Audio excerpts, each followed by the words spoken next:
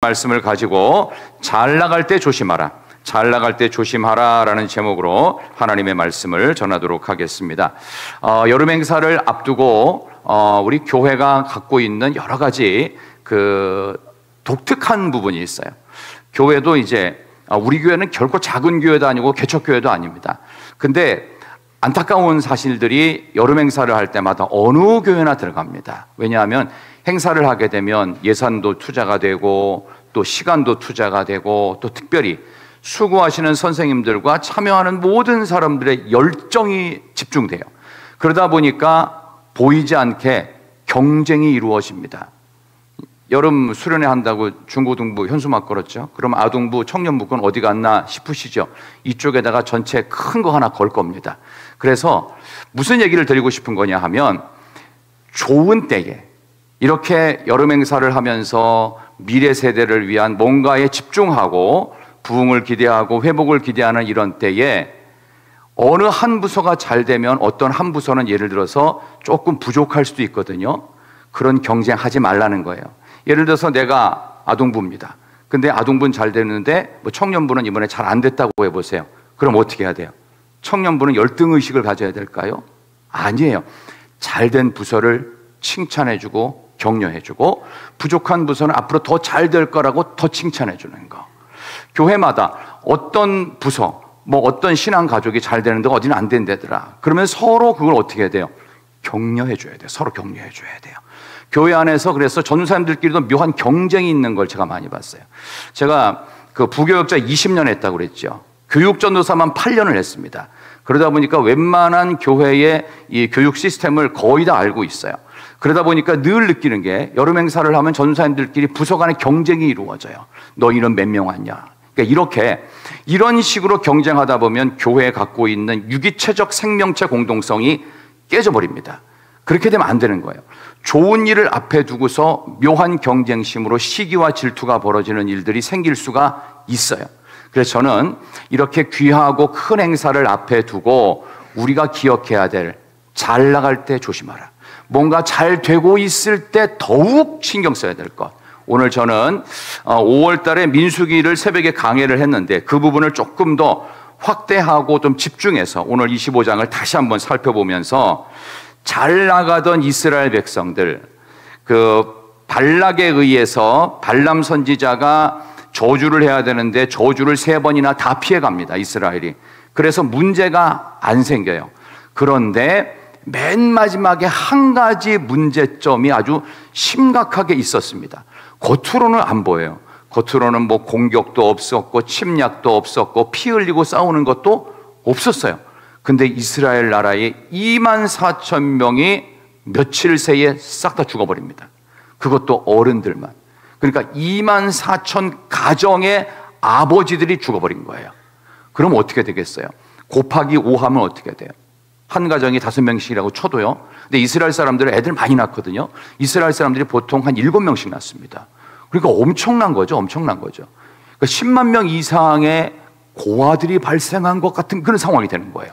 자, 이런 상황을 눈앞에 두고 있는 이스라엘의 위기 상황을 돌아보면서 우리는 과연 지금 영적으로 우리가 회복을 기대하는 여름 행사를 앞에 두고 조심해야 될 부분, 또 우리 새로운 정부가 들어서면서 어떤 분들은 기대감을 갖기도 하고 어떤 분들은 상실감이 크기도 할 텐데, 이렇게 뭔가 기대감이 있는 이때 정말 조심해야 될 게 있습니다. 그 3가지를 제가 오늘 25장 통해서 여러분께 말씀을 드리도록 하겠습니다. 그 첫 번째는 뭐냐?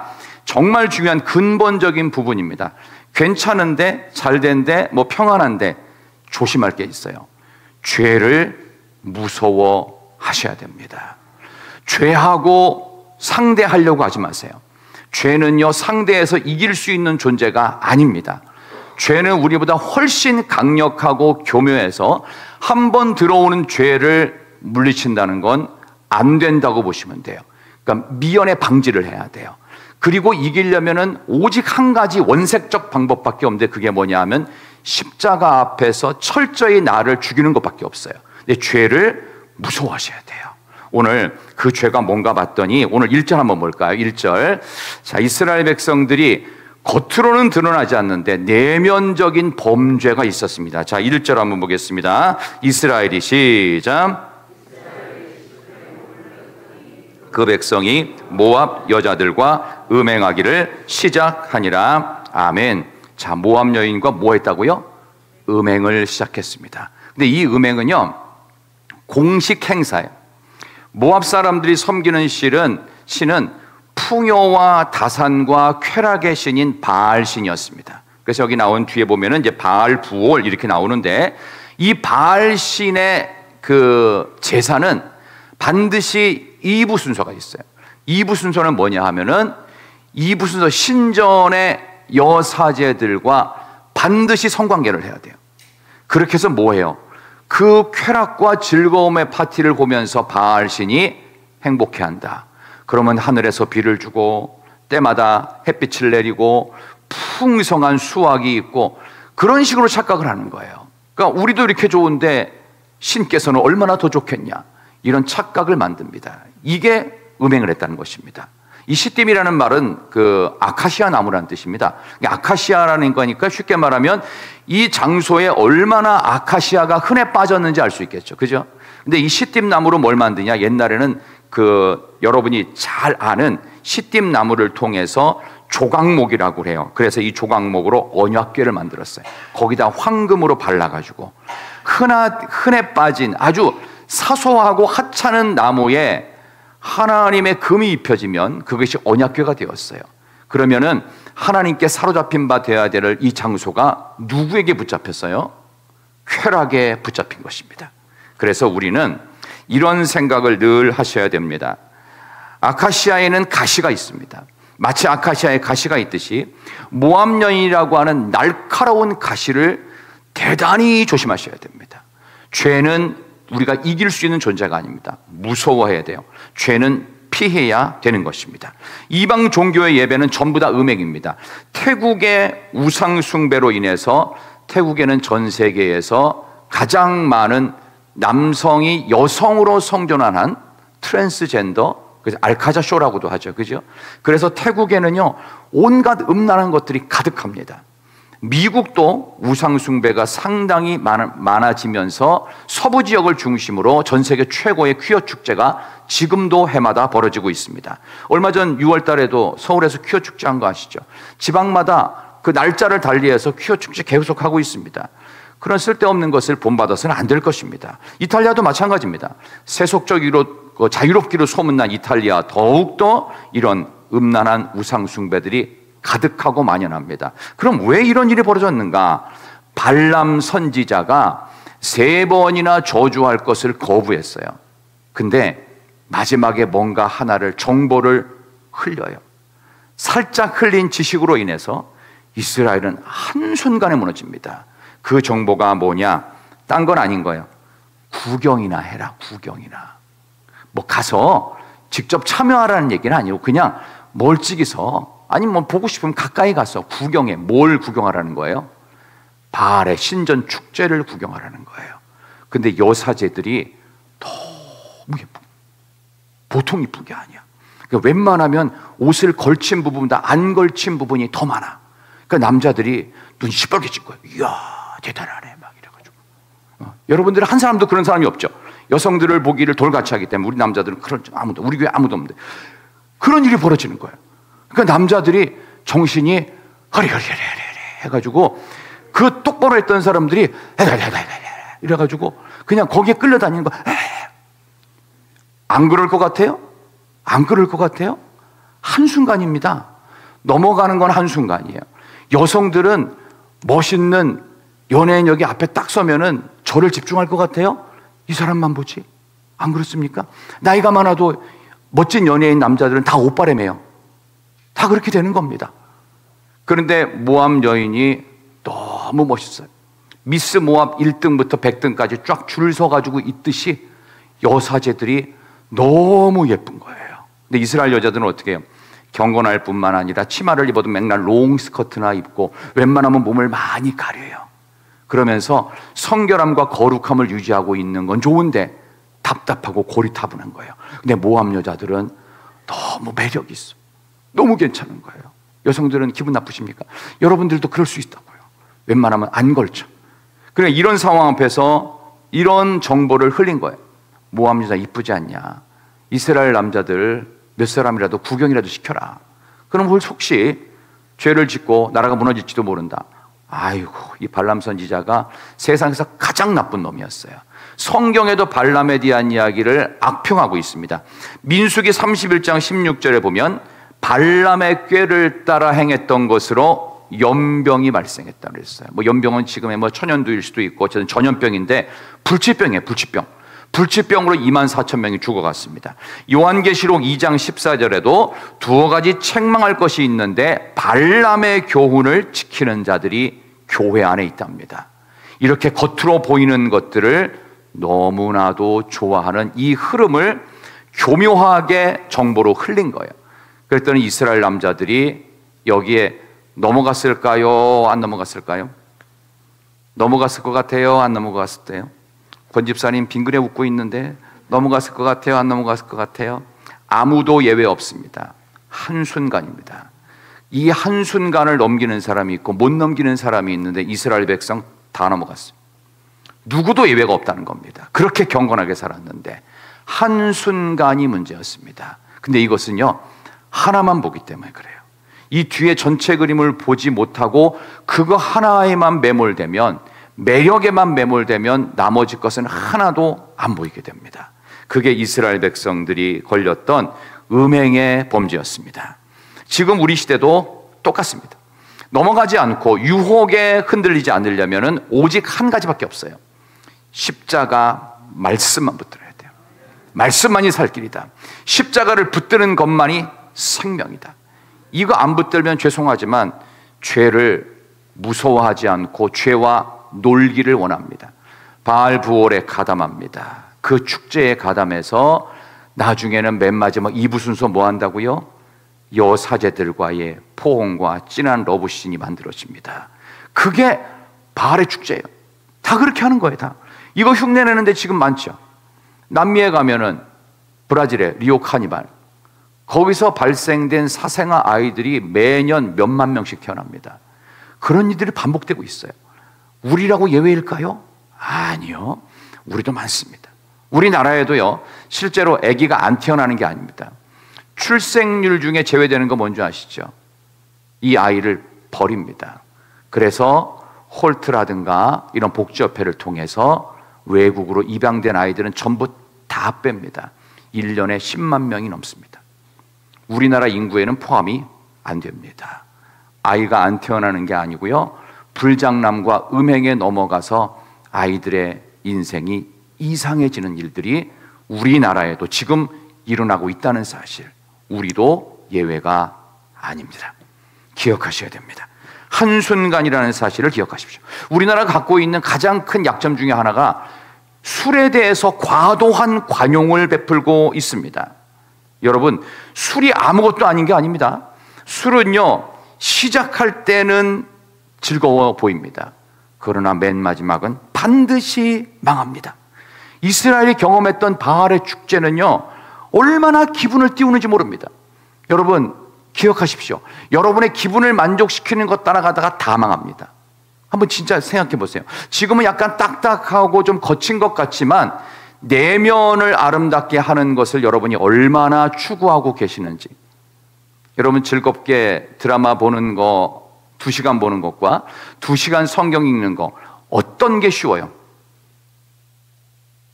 꾸벅꾸벅 졸면서도 드라마는 잘 안 놓칩니다. 그러나 성경은 한 절만 읽으면 벌써 하품이 나고 이 성경책은 바로 베개가 될 수 있어요. 우리의 삶은 결코 쉽지 않습니다. 우는 사자가 삼킬 자를 찾듯이 마귀는 우리를 삼키려고 하고 있습니다. 그러니 죄는 무서워하는 게 맞습니다. 죄는 두려워하셔야 됩니다. 죄와 장난치려고 하시다가 죄에 넘어가는 일들이 너무 많다는 것을 기억하셔야 됩니다. 발람처럼 우리를 유혹하는 사람도 있고 유혹하는 환경도 있습니다. 그러므로 발람아, 물러가라. 처음부터 단호하게 거부하셔야 돼요.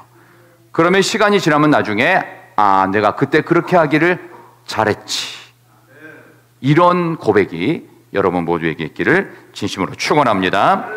음란한 일들, 술에 취하는 일들, 점치러 가는 일들 모두 성도를 죽이는 방법이라는 사실을 잊지 않으셔야 될 것입니다.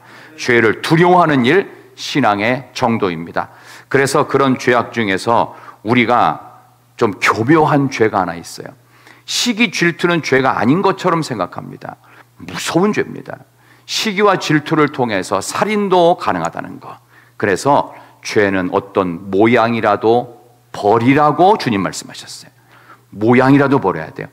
흉내도 내지 마세요. 구경도 하지 마세요. 한 번 구경해서 이스라엘 2만 4천 명이 하루아침에 죽었어요. 그 다음에 나오는 또 하나의 인물이 나오는데 그 사람을 통해서 이 죄로 망했던 2만 4천 명의 죽음을 더 이상은 확대 안 시키는 또 하나의 인물이 나옵니다. 자, 그런 점에서 죄는 무서워하셔야 되고, 두 번째, 죄를 끊어내는 한 사람이 여러분 되시기를 소망합니다. 그 사람이 누구냐? 비느하스입니다. 6절에서 8절 보겠습니다. 자, 6절부터 8절까지 말씀을 한번 같이 읽습니다. 이스라엘 자손의 시작. 이스라엘 자손 한 사람이 모세와 온 회중의 눈앞에 미디안의 한 여인을 데리고 그의 형제에게로 온지라. 제사장 아론의 손자 엘르아살의 아들 비느하스가 보고 회중 가운데에서 일어나 손에 창을 들고 그 이스라엘 남자를 따라 그의 막사에 들어가 이스라엘 남자와 그 여인의 배를 꿰뚫어서 두 사람을 죽이니 연병이 이스라엘 자손에게서 그쳤더라. 아멘. 이 본문 읽어보면 비느하스라고 하는 아론의 손자가 있습니다. 그러니까 손자든 아들이든 제사장 가문은 무조건 다 제사장이에요. 그러니까 혈통이 그대로 유지가 됩니다. 자, 그런데 이 비느하스 한 사람이 죄악을 멈추고 연병을 멈춥니다. 어떻게 해서? 참 언급하기도 좀 민망스러운 두 남녀가 막사로 들어가서 어떻게 해요? 이제는 신전에서 했던 이 바알을 흉내내는 것들을 어떻게 해요? 자기 집으로 끌어들입니다. 이런 일이 없을 것 같아요? 있어요. 한순간입니다. 그래서 이때 이것을 보았던 비느하스가 하나님의 질투로 본인도 질투했다라고 뒤쪽에 기록되어 있습니다. 그래서 가서 창을 가지고 들어가 두 사람의 배를 뚫어가지고 죽여버립니다. 어우, 이렇게 무서워. 하나님은 너무 무시무시해요. 하나님 너무 두려워요. 잔인해요. 아니요. 안 그러면 다 죽어요. 예를 들어가지고 제가 예전에 몇 년 전에 담낭 제거 수술을 했습니다. 이렇게 복강경으로 3군데 뚫었거든요. 근데 너무너무 고통스러워가지고 병원에 실려갔어요. 그리고 나서 며칠 있다 수술을 했는데 담낭을 레이저로 잘라냈습니다. 나중에 잘라진 것도 제가 봤어요. 근데 그거 안 잘랐으면 그거 메스로 그 담낭이 원래 몸에 붙어 있으면 움직이거든요. 이렇게 꽉꽉 짜줘가지고 담즙을 팍팍 분해해가지고 여기 위에서 12지장으로 넘어가는 중간에서 지방을 분해하는 겁니다. 그죠? 그러니까 저도 이제 아프다 보니까 그걸 알았어요. 근데 얘를 안 떼내면 어떻게 돼요? 저는 죽어요. 모두를 살리려고 반드시 희생의 대가가 필요한 것입니다. 그래서 하나님은 그것을 허용하시고 칭찬하십니다. 죄를 멈추려면 반드시 대가가 있어야 돼요. 그 대가를 주님께서 십자가에서 치르셨습니다. 우리의 죄악을 멈추려면 십자가를 지고 가는 한 사람의 멈춤이 필요합니다. 우리가 그걸 해야 돼요. 나를 부인하고 내 십자가를 지고 주를 따라가야 됩니다. 그런 점에서 지금 뭐 이렇게 하라는 얘기가 아닙니다. 지금 이렇게 했다가는 여러분 감옥 들어갑니다. 그렇게 않고 우리가 어떻게 해야 될까? 죄악이 만연할 때 흐름을 끌어낼 수 있도록 잘못된 것은 죄는 죄라고 말을 해야 됩니다. 비느하스가 되기 위해서 우리 장로님도 아까 그런 기도를 하셨지만 죄를 죄로 봐야 되는데 요즘 사회는 죄를 죄라고 말하지 않아요. 그걸 실수라고 말하고 질병이라고 말하고 부조리라고 말합니다. 시스템상에서 어쩔 수 없대요. No. 그렇게 하면은 죄를 죄로 인정 못합니다. 여러분, 동성애가 죄입니까? 성적 취향입니까? 죄입니다. 혹시라도 아니라고 생각하시는 분은 정신을 똑바로 차리세요. 성경에 분명히 동성애는 죄라고 하나님이 싫어하신다고 분명히 로마서에 나와 있어요. 기억하십시오. 포괄적 차별금지법 통과되면 큰일 납니다. 아무것도 못합니다. 대한민국 사회는 소돔과 고모라처럼 반드시 망합니다. 안 됩니다. 그거 아니고도 악법들이 많지만 그거 하나만 봐도 알 수가 있는 겁니다. 얼마나 우리 사회가 이런 음란과 죄악에 대해서 관용적 태도를 베푼다는 미명하에서, 차별을 안 한다는 미명하에서 이미 우리나라에는 차별금지법이 있어요. 선별적 차별금지법이 다 있어요. 다 있어. 근데도 불구하고 모든 것에 차별을 없애자는 거예요. 그럼 뭐 어떻게 해요? 군대 안 가는 것도 어떻게 해요? 그냥 이해하자는 거예요. 그럼 나라 망하겠다는 얘기입니다. 그리고는 어떻게 되죠? 맨 마지막에 뭐가 만들어지는 거예요? 이것도 저것도 안 되고 다 엉망이 되니까 어떻게 해요? 독재자 나와가지고 사회주의, 공산주의처럼 휘잡아버리는 겁니다. 절대 권력자를 중심으로 극소수의 강자와 부자들이 있고 대다수의 가난한 사람들을 만들어 가겠다는 겁니다. 이 흐름을 여러분이 아직도 모르시겠어요?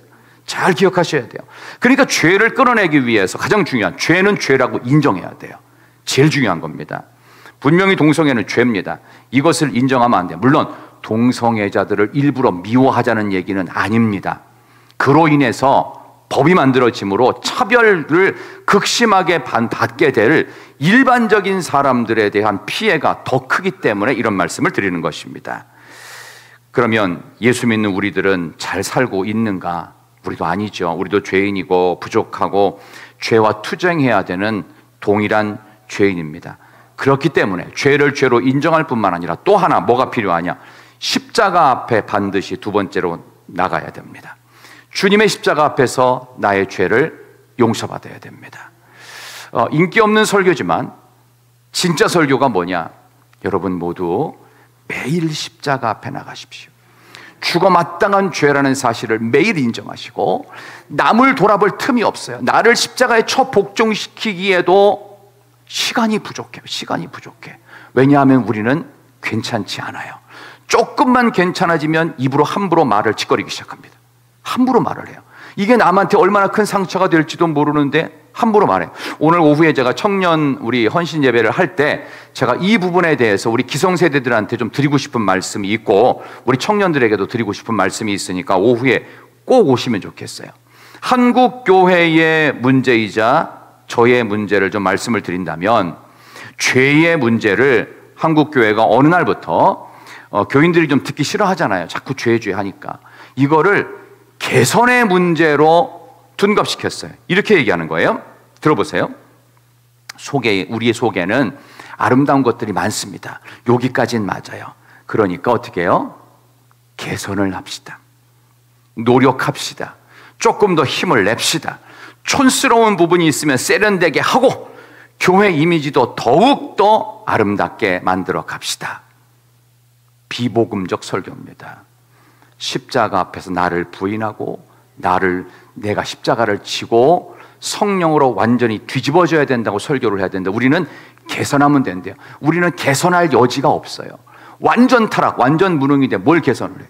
십자가 앞에서 나를 죽이는 것 말고는 방법이 없어요. 그 전에 내가 좀 이상한 말을 자꾸 하고 다녔다면 그 입 다물면 돼요. 근데 그걸 어떻게 해요? 더 세련되게 묘한 걸 붙여가지고 이런 얘기 할 수 있는 거 아니냐? 노, 하지 마세요. 했다가 큰일 납니다. 나중에 발람 선지자가 어떻게 했어요? 저주는 거절했는데, 야, 우리 이스라엘 사람들은 이 세련되고 조금 야한 거에 약하거든. 그러니까 가서 너희들 축제하는 거 보여줘. 와서 초청해. 그러니까 막 음란 축제하고 있는데 이스라엘 남자들을 초청하고 가보니까 눈이 휘둥그레지는 거예요. 한 번도 경험해 보지 못했던 즐거움의 파티가, 와, 여기가 천국이구나 착각하게 만들었죠. 그래서 음행으로 죽어가기 시작합니다. 음행을 했던 사람들을 하나님이 연병으로 24,000 가정을 죽이신 거예요. 남자들을 죽이시는 거예요. 그 밑에 고아는 어떻게 할 거라고요. 그런 일들이 반복되는데 비느하스가 나와서 어떻게 해요? 그거를 멈췄어요. 그러니까 이스라엘 백성들이 어떻게 해요? 그때서야 정신이 번쩍 드는 거예요. 잘못한 나도 죽을 수 있겠구나. 죽음 앞에 그 어떤 것도 이겨낼 게 없습니다. 그래서 최악의 한계 상황을 일부러 만들어버린 겁니다. 이스라엘이 망했던 이유는 딱 한 가지예요. 모압 사람의 축제, 그 바알의 축제를 구경 갔다가 거기서 생각이 달라진 거예요. 생각은 하나님이 넣어주시는 말씀의 생각이 들어가면 우리가 건강할 수 있지만, 마귀가 그 마음에 예수를 팔려는 생각을 넣었더라. 마귀가 생각을 집어넣으면요, 예수님도 팔아버릴 수 있고 예수님을 십자가에 못 박으라고 소리칠 수도 있어요. 그게 우리라고요. 우리의 현주소는 괜찮지 않다. 이것부터 인정하면서 세상 앞에서 우리가 세상을 볼 수 있는 관점은 구경하고 어떤 건지 보는 것이 아닙니다. 어떻게 하면 세상을 바꿀 것인가, 그런 관점으로 세상을 보셔야 됩니다. 저들이 저렇게 화려한 축제, 쾌락의 축제하고 저렇게 하는데 저게 문제가 있는 것인가 없는 것인가, 이런 영적 시각으로 안 보고 그냥 어떻게 해요? 눈이 거기에 빨려 들어갔어요. 그러니까 어떻게 해요? 가담했다는 말은요, 원뜻이 종살이 노릇하게 되었다는 뜻입니다. 가담하잖아요. 그럼 공범이 되는 거예요. 공범. 쾌락 파티의 공범이 되었다. 그게 가담했다는 뜻입니다. 오늘 성경에 나오잖아요. 오늘 보시면 3절에 이스라엘이 바알부로에게 가담한지라. 그러니까 여호와께서 이스라엘에게 진노하시니라. 사탄에게 여러분들이 정신을 뺏겨버리고 종노릇하게 되면 하나님이 진노하십니다. 여러분 가만히 두지 않으신다는 사실. 그러니까 우리는 이 말씀 앞에서 우리의 삶을 다시금 돌아봐야 됩니다. 우리가 제대로 살고 있는지, 혹시 우리가 죄를 끊어내는 자가 아니라 죄에 가담하는 자는 아닌지 우리의 모습을 돌아볼 필요가 있습니다. 그래서 세 번째는 희망적 결론을 내리고 싶어요. 우리 14, 15절 한번 비춰주시겠어요? 14절과 15절, 죽임을 당한, 우리 앞을 보고 읽읍시다. 시작.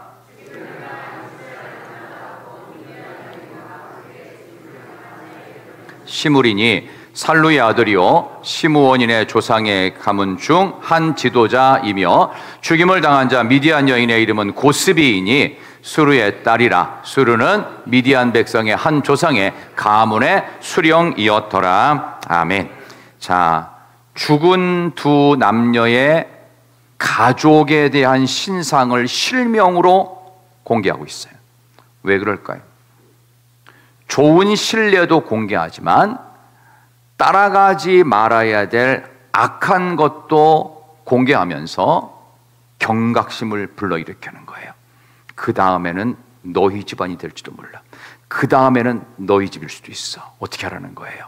정신을 차리라는 거예요. 우리의 교제권이 좋은 사람인지를 확인하십시오. 그러므로 좋은 만남을 위해서 기도를 많이 하세요. 하나님, 제가 물론 거래처 사람과 잘 만나서 계약이 잘 돼, 이건 하지 말라고 해도 다 할 거예요. 그거 말고 하나님, 진짜 믿음의 사람, 성령 충만한 사람, 그런 믿음의 사람들을 하나님 제 주변에 많이 허락해 주시옵소서. 성령 충만한 사람, 은혜 받은 사람, 기도 많이 하는 사람, 하나님 앞에 말씀에 순종하고 그 말씀에 생명을 걸 수 있는 그런 좋은 만남들을 하나님 허락해 주시옵소서. 그래서 내가 너무 힘들어서 죽고만 싶을 때 하나님 전화를 하면, 혹시라도 직접 못 받더라 하더라도 무슨 일이냐고 한번 답신이라도 문자로 줄 수 있는 그런 사람, 내가 기도하겠다고 해줄 수 있는 그런 믿음의 사람을 만나라는 겁니다. 여기 나오는 이 시므리와 고스비는요, 시므온 지파 지도자급의 아들이었고 그 다음에 미디안 수령 가문의 딸이었다라고 말합니다. 그러니까 세상적으로 잘 나가는 집안이었습니다. 여성이었던 이 고스비는요, 어떤 경우냐 하면 명문대 출신의 연예인급의 미모를 가졌고 키는 8등신이며 집안도 다 좋습니다. 그런데 한 가지만 없어요. 믿음만 없어. 다 좋은데 교회만 안 다녀요.